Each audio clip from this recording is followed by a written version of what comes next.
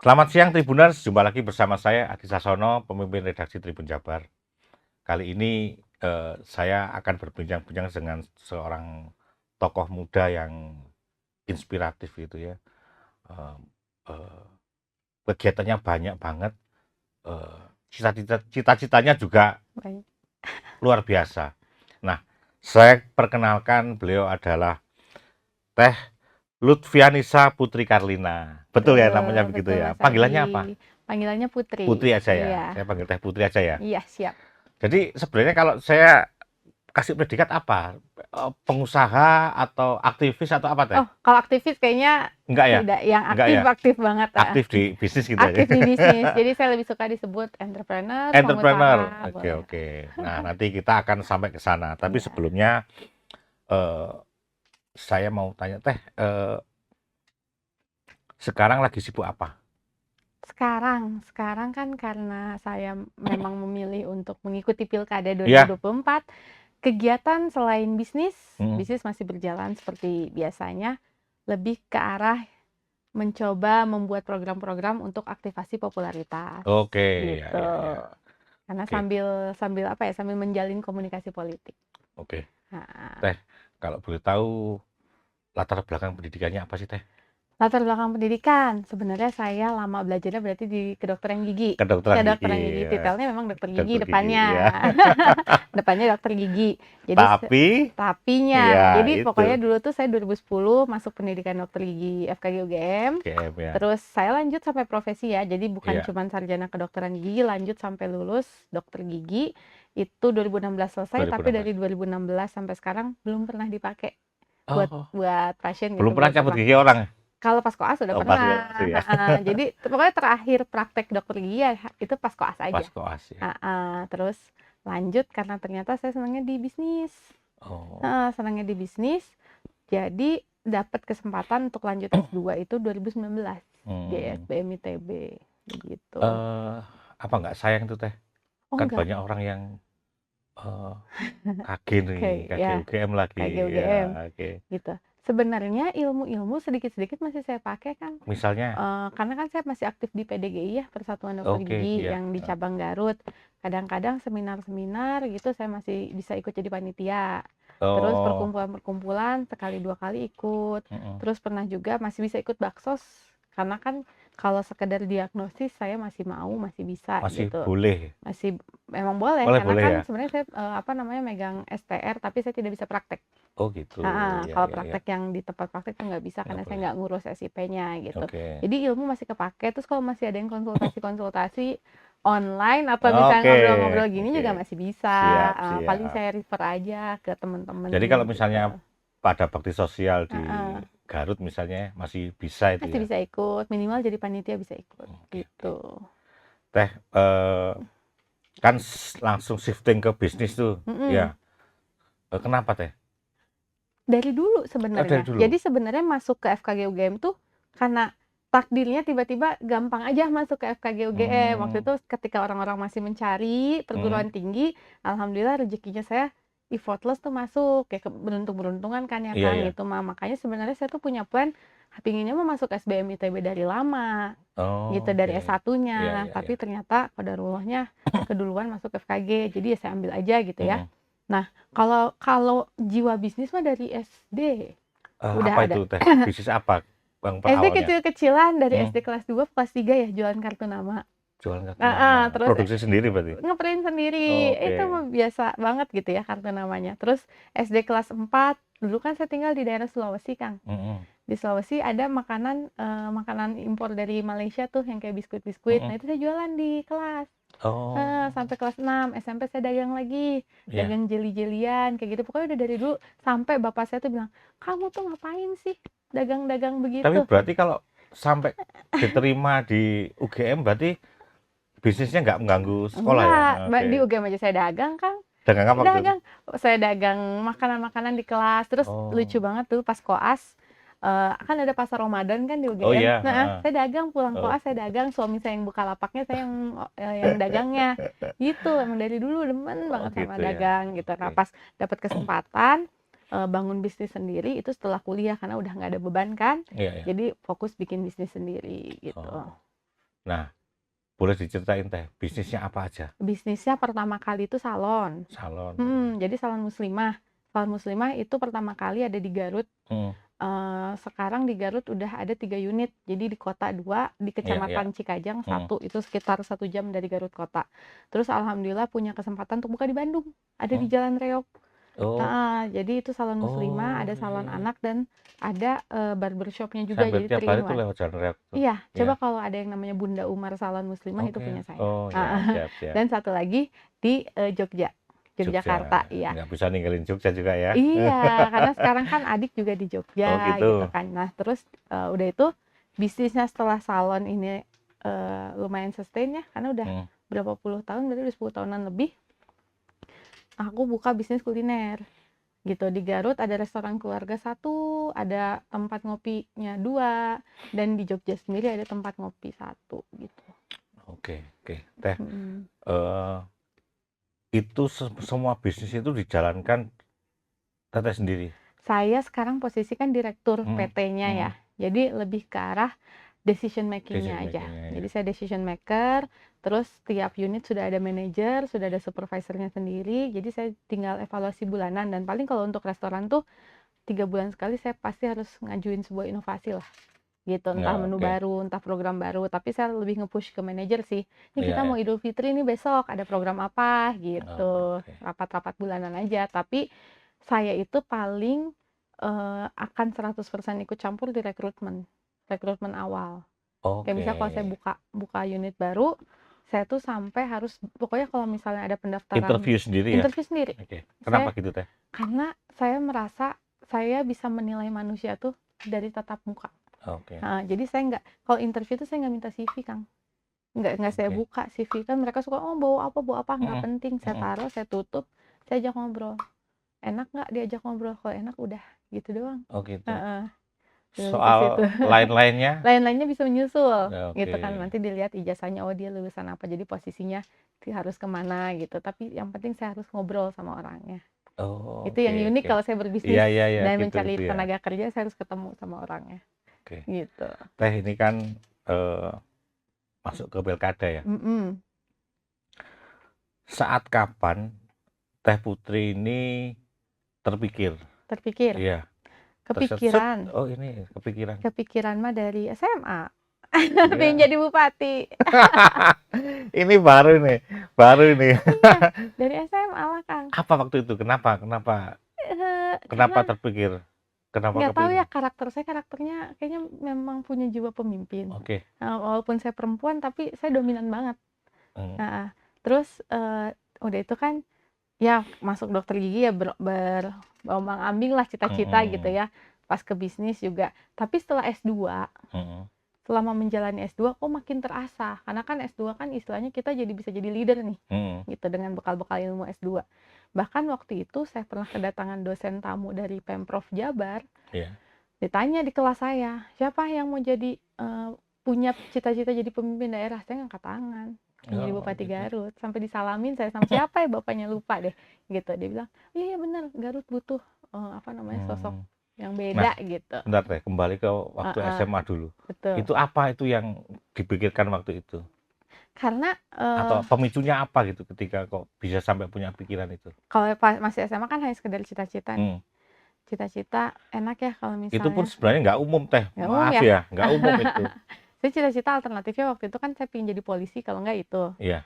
pemimpin daerah gitu ya, nggak kepikiran pengen jadi dokter. Ya itu mungkin karena jiwanya, Kang. Oh. Jiwanya pengen mengatur, memimpin, mengorganize. Waktu itu pernah kenal sama bupati nggak?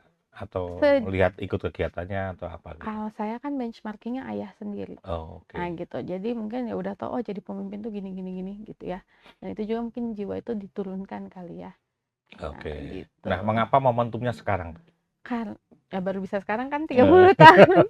Tapi saya harus ngerubah lagi Oh kan. iya. 30 tahun, Udah memang aman FA. udah bisa ya, sekarang mau 25 tahun juga, atau gitu saya dari kemarin. Iya. Lalu 30. kemarin peraturannya belum berubah Belum, ya, baru heeh. sekarang. 30 baru sebenarnya orang-orang menyangka, "Kamu kecepatan nggak ya?" Gitu ya. Oh gitu. Jadi, "Kecepatan nggak ya?" Karena istilahnya belum punya karir politik. Tapi memang dari dulu itu kan gini, saya memang suka bertanya-tanya lah, bisa nggak sih jadi bupati atau wabub tapi nggak via partai? Bisa independen gitu ya. Iya, Tapi independen kan berarti berjuang di masyarakatnya juga harus lama dan harus iya, menjadi seorang tokoh. Nah, memang ketika saat ini saya lihat momen paling gede itu ketika Mas Gibran maju nih mm, sebagai RI 2 gitu. iya, Saya lihat karakter pemilih muda tuh ternyata cukup aktif, cukup bisa diandalkan jika cara kampanyenya benar gitu mm, kan. Jadi saya menangkap momentum itu adalah sebagai ini kayaknya momen yang pas buat saya masuk sekarang karena mm, masih hangat isunya, iya, masih naik mm, gitu. Dan saya masih bisa riding the wave itu. iya, Ditambah saat ini sudah menemukan tim-tim untuk berkolaborasi oke, mewujudkan iya, tujuan saya heeh, menuju pilkada. Dan ini tidak dibangun dalam satu malam.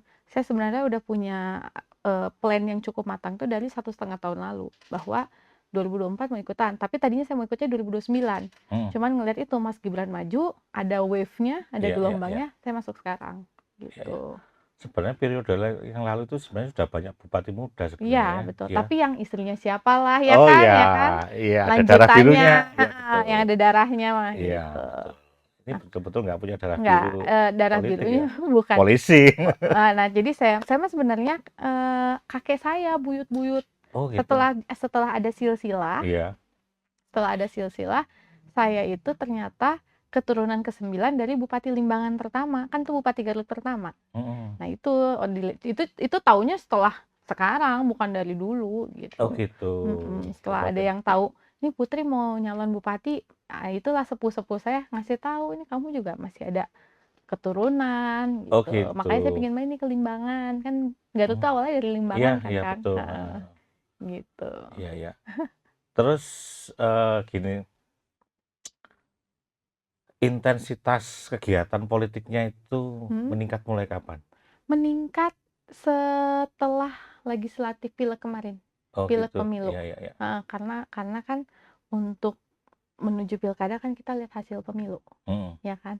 Kursinya yang di Garut nih, mm, partai ini berapa mm, kursi, partai itu berapa kursi gitu. Itu yang kita mulai adakan komunikasi politik dan mulai menghitung-hitung sih, mm. harus koalisinya dengan siapa gitu. Nanti Teteh sama Partai siapa? Nah, Saya ini sekarang sebenarnya belum final ya, belum belum final ya. finish untuk koalisinya Iya, karena masing-masing punya bargaining point iya, iya. sendiri-sendiri gitu. Mm, Tapi saya melihat kalau misalnya di Garut itu harus kombinasi antara nasionalis religius. iya, mm, Nggak bisa religius atau nasionalis.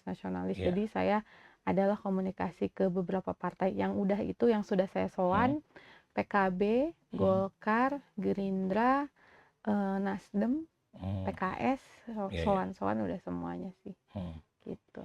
Eh, kalau role model Mhm. politik siapa Teh?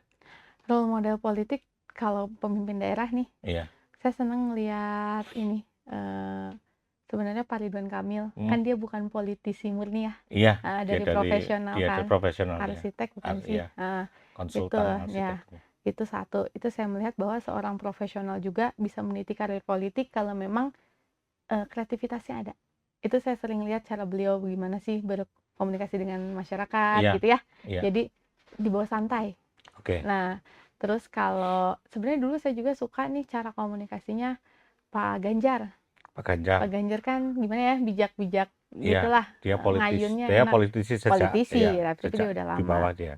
Terus saya kalau perempuan lagi saya suka Ibu siapa? Menteri Keuangan Bu Sri Sri Mulyani. Mulyani. Oke. Tuh. Nah, eh ini kan ya nanti soal Heeh. keputusan politiknya kayak apa nanti kan nanti Iya, ya. nanti. Nah, misalnya Teh Putri jadi nih Mhm. memimpin Garut, mau memimpin seperti apa? Mhm. Kan kalau politik itu ya bisa dipimpin oleh Mhm. misalnya gaya gaya politisi, Otoriter, iya. murni atau gaya birokrat. Nah, tapi kan ada juga politik dari pengusaha. Nah, Mhm. apakah Teh Putri juga akan memimpin eh, menerapkan gaya Iya, pengusahanya di gaya betul. bisnisnya di politik? Nah, yang harus digarisbawahi nih kemarin ada yang salah paham nih, Kang. Hmm. Katanya kalau dipimpin sama pebisnis, daerah bakal dibisnisin. Ya dibisnisinnya kan bukan tanda kutip negatif Iya ya. ya. Jadi memang jiwa pebisnis, jiwa pengusaha itu yang paling harus pakai adalah kreativitasnya. Hmm. Nah, jadi gaya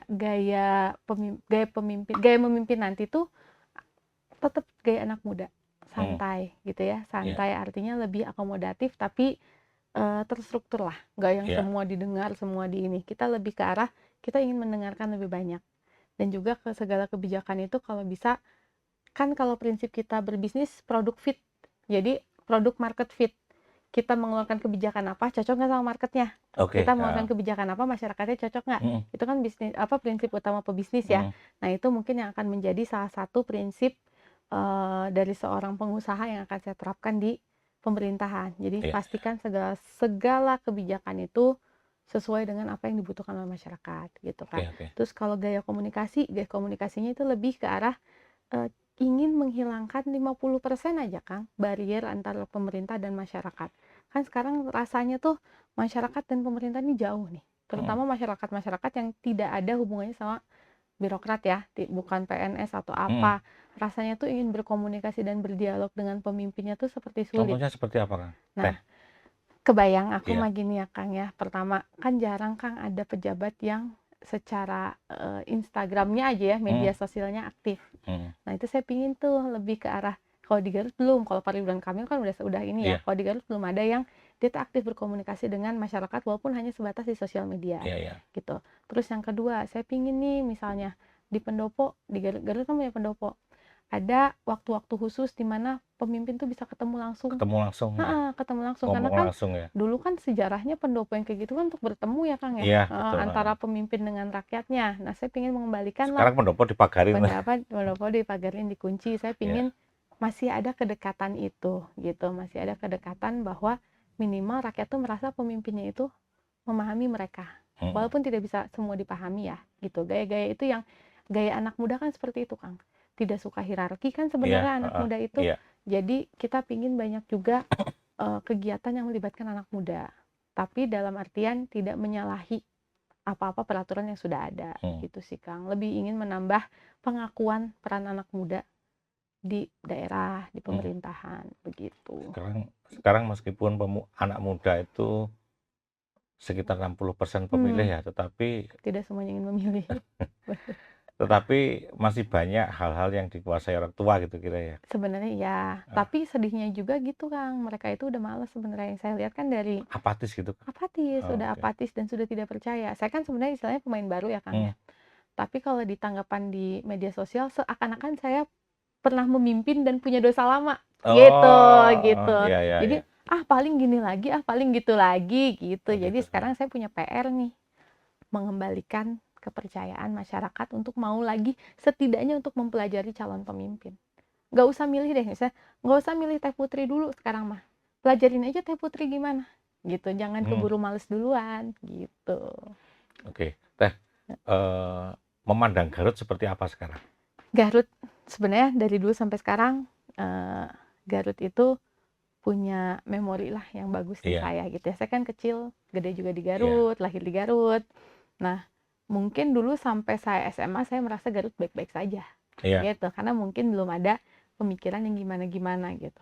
Tapi makin ke sini sebenarnya yang saya sayangkan itu Garut saat ini tuh belum, kalau kata orang Sunda mah belum puguh. Karakternya tuh apa? Oh gitu. Kalau Bandung kan kita bilang kota kreatif, benar. Memang banyak clothing line dari Bandung, banyak orang-orang berbakat dari Bandung gitu. Garut nih belum nih. Kalaupun ada yang terkenalnya rata-rata orang tuh taunya belakangan dari Garutnya gitu. Jadi misalnya apa? kayak misalnya preman pensiun kan itu Oh iya. aslinya orang-orangnya sebenarnya banyak orang Garut kan. Garut, ya. Tapi kan tidak langsung berasosiasi langsung gitu ya. Iya. Nah, saya pinginnya nih Garut ini punya identitas yang jelas dulu. Identitasnya mau jadi kota pariwisata. Kalau identitas semacam dodol Garut. Nah, itu kan khas, makanan khas gitu ya. Saya pinginnya gini, kalau misalnya orang ngomongin ke Bandung, langsung kepikiran belanja, FO, terus ke Lembang kemana, kalau ke Garut kan masih kosong. Ada apa sih di Garut? Ya nggak sih, kalau kita nanya orang-orang awam, memang ada apa di Garut? Gitu. Kalau kita ngomongin ke Malang udah kebayang apa-apa. Nah, itu kan karakter-karakter itu yang pengen dikuatkan dari segi pariwisata. Nah, karakter kotanya mau apa, itu masih belum jelas gitu. Terus yang kedua City branding gitu ya. city brandingnya Iya. belum ada gitu. Mungkin dulu pemimpin-pemimpin yang dahulu ya pasti punya prioritas pembangunan tersendiri ya. Iya. Salah satu yang akan saya prioritaskan untuk kedepannya adalah city branding. Karena dengan city branding nanti kan kunjungan orang ke Garut akan naik. Kalau kunjungan orang ke Garut naik, pariwisata dan UMKM kan berdampingan. UMKM naik, UMKM subur, penyerapan tenaga kerja subur juga. Jadi orang-orang yang ngeluhin gak punya kerjaan, gak punya lowongan pekerjaan, kita bisa banyak nih gitu. Itu sih yang Bukankah itu pariwisata. juga udah dikerjain sama pemerintah Pemkab Bandung sekarang teh? Bandung udah jalan. Sorry, Kalau Bandung, Garut, Garut, maaf. Garut tuh kalau yang saya lihat kalau setiap daerah pasti punya ya roadmap tersendiri Iya. menuju ke sana. Tapi sudah efektif atau belumnya kan kayaknya belum. Oh, gitu. Jadi saya sebenarnya yang dahulu sudah membangun ya berarti akan kita lanjutkan pembangunannya. Yang Iya. belum akan kita perhatikan. Iya. Kenapa nih dulu belum? Gitu. Apakah bisa sekarang apa enggak gitu. Hal kayak gitu kan mungkin akan bisa dievaluasi setelah saya menggodok lebih lanjut gitu ya visi misi dan apalagi kalau udah tahu pemerintahan di dalamnya gitu. Tapi yang saya lihat sih pariwisata yang masih agak mentah nih. Tapi kalau pertanian yang kayak gitu kan udah paling udah settle di Garut sebenarnya. Iya. PDRB kan tertinggi juga dari pertanian, Iya. 37%. Tapi ada sektor potensial itu 17%, terutama dari bisnis F&B, penyedia penginapan itu 17% tuh. Pertanian kan dari awalnya dari awal 39-an apa 38, sekarang turun ke 37 karena ada pergeseran kan. Pergeseran sektor-sektor ekonomi yang lainnya. Makanya saya lihat kayaknya orang mulai banyak geser gitu. UMKM lah itu apa ekonomi kreatif. Nah, tapi kalau di pertaniannya sendiri harus kita kuatin juga, Kang. Misalnya hasil-hasil panen ya gitu di Garut, jangan sampai petani ini nggak bisa jual gitu, atau jangan sampai mereka harus pasrah jual dengan harga murah. Pupuk kan juga jadi masalah juga, Kang, buat pertanian. Ya betul. Buat para petani kan kadang-kadang entah pupuknya langka, dan yang saya tahu memang petani di Garut atau khususnya di Garut gitu ya tidak seproduktif mereka-mereka yang di Jawa Tengah. Nah, saya tahu why, kenapa kamu tidak produktif gitu. Apakah memang fasilitasnya dirasa sulit atau memang belum banyak pembinaan gitu ya. Jadi pemerintah ini harus bisa nge-push sebenarnya. Nge-push pertanian di Garut, siapa tahu bisa jadi lumbung padi nasional lagi gitu kan. Begitu. Kalau menurut Teh Putri dari sekian persoalan itu tadi mana yang paling krusial yang kira-kira nanti kalau Teh Putri jadi pemimpin Garut itu mana yang jadi prioritas diselesaikan? Jadi gini, kalau di Garut itu ini tadi belum kebahas juga, akses juga masih dikeluhkan, Kang. Jadi yang saya tahu keluhan masyarakat tuh pertama infrastruktur. Jalan kan Garut kan gede banget 3.000 km persegi luasnya. Ke selatan, ke utara memang belum bagus sebelum semuanya rata gitu. Tapi ini akan berdampingan, Kang. Menurut saya kalau misalnya kita bisa menciptakan ekosistem ekonomi yang aktif, kayak misalnya tadi pertanian, kita bisa narik investor untuk investasi di bidang pertanian. Entah bikin pabrik pengolahan hasil tani, entah bikin misalnya pertanian yang lebih modern gitu kan. Akses kan nanti lama-lama dari pusat akan ngikut juga sama. Maksudnya kita dikasih dana untuk pembangunan jalan gitu ya. Sekarang mau ngebangun jalan doang tapi nggak ada tujuannya, pemerintah pusat juga mau bantu juga buat apa ngebangun gitu. Kalau rencana itu tol Getaci? Nah, katanya sih yang saya dengar tol sudah ACC, tapi siapa yang mau ngebangunnya belum jelas gitu. Nah, saya pikir jadi ini kan kayak sama aja kayak mau bertanya duluan mana ayam atau telur. Gerbang tol dulu atau Garutnya aktif dulu. Kalau kata saya sih sama-sama aja barengan, daripada nungguin tol ada, kita sambil ngebangun dulu Garutnya. Kalau pariwisata aktif, pertanian aktif gitu ya. Kita kan gini, ngebangun pakai APBD mah nggak cukup, Kang. APBD-nya cuma berapa? 4,5, 4,8. Dipakai buat belanja pegawai di atas 50%. Taruhlah tinggal 2 triliun lagi. Mau gimana? Mau bangun jalan kayak gimana gitu ya. Masih banyak yang harus diurusin, belum P3K, Kang. P3K kan harus dibayar lagi pakai dana daerah. PAD-nya juga nggak banyak Garut. Makanya harus banyak mulai membuka lagi investasi yang linear dengan apa yang Garut punya. Jangan membangun investasi yang Garut nggak punya. Garut potensinya tuh sebenarnya nggak di situ gitu. Kan yang saya tahu sekarang baru ada pabrik yang besar itu pabrik sepatu gitu. Sementara kan di Garut potensinya ada di Kulit ya? kulit, terus Iya. ada di hasil tani. Mhm. Nah, terus kalau migas kan juga memang paling banyak energi gas alam di Garut banyak kan Mhm. 60% Iya. juga. Nah, itu juga pingin kita revitalisasi nih biaya bukan biaya pendapatan yang diterima Mhm. gitu supaya keolah lagi buat desa, buat kecamatan di situ. Jadi saya mikirnya Garutnya harus bergerak dulu membuktikan bahwa daerah yang potensial, nanti dana dari pemerintah akan lebih mudah turun untuk apakah tolnya dibuka cepat, apakah akses jalannya kita dibagusin, dapat dana dari pusat, begitu sih. Oke. Jadi lebih ke arah saya sih fokusnya Garut ini harus membuktikan dulu nih bahwa pembangunan di situ tuh udah pesat Nah, gitu. Teh, kira-kira Mm-mm. dalam bayangan Teteh, eh, 10 tahun lagi itu Garut itu harus seperti apa? 10 tahun lagi, Ya. berarti pertama minimal punya 3 tempat wisata yang terolah dengan baik.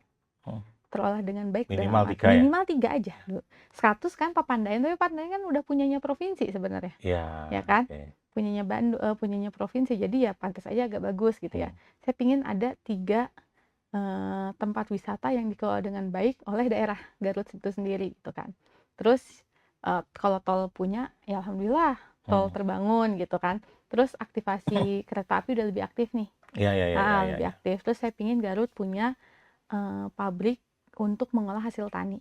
Misalnya saus kah gitu kan. Saus Hmm. kan itu pakai tomat, pakai Iya, apa gitu ya, pakai iya. cabai. Terus saya juga pingin minimalnya rumah sakit tuh nambah lagi Kang di Garut. Karena rumah sakit di Garut atau fasilitas kesehatan di Garut tuh agak kurang. Entah yang kelas B-nya, entah yang kelas C-nya memang rada kurang gitu. Pinginnya ada lagi tambahan-tambahan investor di bidang kesehatan. Dan soal pinginnya lagi nih ya, masyarakat Garut nih bisa lebih terfasilitasi, terutama mereka-mereka yang kreatif. Iya. Pingin punya pusat kreativitas anak muda Garut lah. Saat ini belum ada. Oke, Gitu. iya, iya, Jadi iya. ada minimal ada produk lokal yang dibanggakan di Garut dan terkenalnya kemana-mana. Dan itu tuh hasil kerja keras antara pebisnis lokal dan pemerintah, bukan pebisnis lokal ngusahain sendiri, karena sekarang yang kebanyakan begitu Kang. Jadi dia sukses sendiri bukan karena pemerintah Oh, gitu. nggak ada kolaborasi gitu ya? Saya pinginnya kolaborasi gitu. Hmm. Jadi membuktikan bahwa pemerintah nih memperhatikan mereka-mereka yang berbakat. Kayak Akang tahu kan ada band yang dari Garut, band rock yang masuk Forbes Under 30, Voice of Baceprot. Oh Itu iya, dari Garut. iya, iya betul. Tapi rekognisi dari pemerintahnya sudah sejauh mana kan kita nggak tahu. Iya. Harusnya itu kan jadi kebanggaan Jangan-jangan Garut. karena Heeh, terlalu cepat, bukan terlalu cepat ya, nggak iya. bisa juga. Keburu go internasional kali ya. Iya kali ya. Tapi kan bisa aja Kang Dia cepet istilahnya. banget loh itu. Kayak misalnya mana sih ada daerah yang karena dia punya artis yang muncul dari situ, orang-orang jadi ke sana. Oke. Gitu kan, rata-rata begitu kan. Kayak kita lah misalnya aku nih demen sama K-pop, Iya. bakal seneng datang ke rumah kelahiran idola saya Iya, gitu iya, ya. iya, Nah iya, kayak iya, kayak gitu iya. tuh pinginnya lebih diolah lagi jadi pariwisata lagi kan pada akhirnya gitu. Iya. Ketika kita merekognisi seniman-seniman lokal yang bagus gitu kan. Terus pingin punya festival kayak Dieng kan punya festival. Iya, heeh. Dieng Festival, Papandayan kenapa enggak? Mhm. Atau Pamengpeuk Garut Selatan Ranca Buaya kenapa enggak? Kan gitu. Mhm. Iya, iya. Pingin pingin ada penginapan yang bagus di Garut Mhm. Selatan.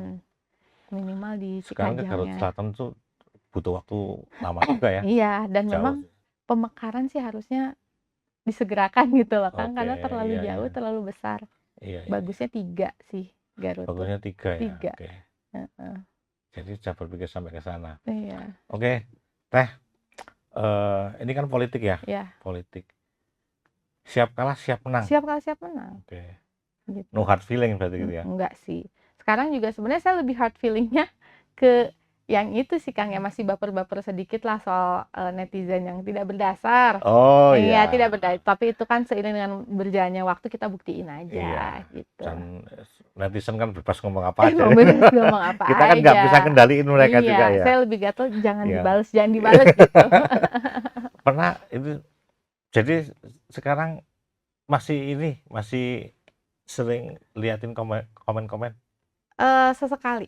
sekali. Tapi sekarang udah mulai mengurangi lah. Tapi gini Kang, kadang-kadang komen tuh kita juga pingin tahu ya, Iya iya iya. respon, Iya. pingin tahu, dan ada beberapa hal yang malah aku jadi tahu dari komen, "Oh, Teh coba ke daerah sini, Teh coba ke daerah situ." Kita Oh, juga oke. banyak menjaring suara-suara dari Iya, komentar sering gitu. bisa jadi inspirasi Bisa gitu ya. jadi, heeh, dan kita pengen lihat sejauh apa usaha kita diapresiasi gitu kan. Gitu Oke kan. oke Jadi oke. kita lihat, oh nih kalau komen negatifnya untuk sesuatu hal yang tidak kita lakukan, ya udah biarin aja. Gitu. Oh berarti next-nya kita harus gimana? Saya ngelihatnya dari situ. Saya kan ngomong ke tim tim ya Mhm istilahnya tim sukses sekarang, "Nih kayaknya kita harus begini deh, respon dari mhm. masyarakatnya begini gini," gitu. Buat belajar sih, bahan belajar. Oke oke oke. Heeh. Teh, eee, a sekarang ketika Teh Mhm Putri mulai kepingin, mhm. ikut dalam kontestasi politik gitu, apa hal baru yang didapat Teh? Hal Yang baru, dulu-dulu nggak kita nggak tahu, ya terus saya kemudian politik setelah lah. ini Komunikasi edar politik yang oke. baru. Oh, di politik begini ya, gitu ya. Oh, Ada sistem kaget nggak perpartaian ya? tuh begini ya. Kaget nggak ketemu partai gitu? Kaget, untuk orang-orang yang tidak pernah masuk politik kaget. Mhm. Jadi sulitnya itu gini, Kang. Politik kan sebenarnya tidak bisa kita jelas putih atau jelas hitam. Iya, Abu-abu abu-abu, semuanya. semuanya abu-abu. Menebak warna yang susah tuh. Itu. Jadi saya Oke. kalau diskusi kan sama suami saya nih. Mhm. Suami saya kita sama-sama diskusi lah, beliau lebih paham soal politik. Aku selalu nanya, "Nih kalau tadi orang ini ngomong A, itu artinya apa ya?" Gitu. Jadi Oke. menafsirkan omongan-omongan dari hasil pertemuan tuh, itu jadi kedua kali. Di depan orangnya sekali, di rumah Oke sekali, gitu. oke. Gitu sih, Oke itu oke yang baru oke bahasa politik tuh oke. beda lah, gitu. Teh, ini yang terakhir, Boleh, ada pesan buat wargi Garut? boleh. Silakan Teh. Ya. Sampurasun, wargi Garut. Saya perkenalkan diri ya sekali lagi. Nama saya Putri Karlina. Hari ini saya berkesempatan untuk berbincang-bincang di Tribun Jabar. Dan saya ingin menyampaikan, pertama, mari kita menjadi pemilih yang bijak dan cerdas. Kita pelajari calon-calon pemimpin daerah kita selanjutnya. Karena kita harus tahu bahwa Garut ini adalah kabupaten yang memiliki segalanya. Potensinya banyak, potensi alamnya banyak, potensi ekonominya banyak, dan masyarakatnya juga banyak. Jadi kalau misalnya kita tidak sama-sama bergotong royong mewujudkan Garut, terutama dengan pemerintahan yang baik, itu akan menjadi sia-sia semua potensi yang kita miliki. Maka dari itu, mulai sekarang, ayo kita semangat dan tidak boleh berputus asa. Garut memang belum menjadi kabupaten yang termaju saat ini di Jawa Barat. Tapi kalau kita kompak, kita bisa sama-sama berjuang, memilih pun saya kan sebenarnya adalah rakyat. Jadi walaupun saya mengajukan diri menjadi pemimpin, tapi saya pun harus sama-sama punya kewajiban bertanggung jawab mewujudkan pemerintahan Garut yang baik. Kita sama-sama menjadi pemilih yang cerdas, yang bijak, dan semoga kompetisi pilkada selanjutnya akan menjadi sebuah jawaban kepada masyarakat Garut. Semoga pemimpin selanjutnya itu bisa membawa Garut menuju Garut yang lebih hebat, gitu Kak. Oke, terima kasih Teh Putri. Iya, Eh, demikian Tribuners, bincang-bincang saya dengan Teh Putri Karlina, eh, pendatang baru di kancah politik Garut. Garut. Nah, semoga sukses dan Amin. semakin dikenal di warga Garut. Iya. Amin. Terima kasih Teh. Sami-sami Terima kasih, Kang. semoga sukses. Amin. Oke. Terima kasih sudah mengundang saya ke sini. Oke. Mantap. Download Tribun X sekarang. Menghadirkan lokal menjadi Indonesia.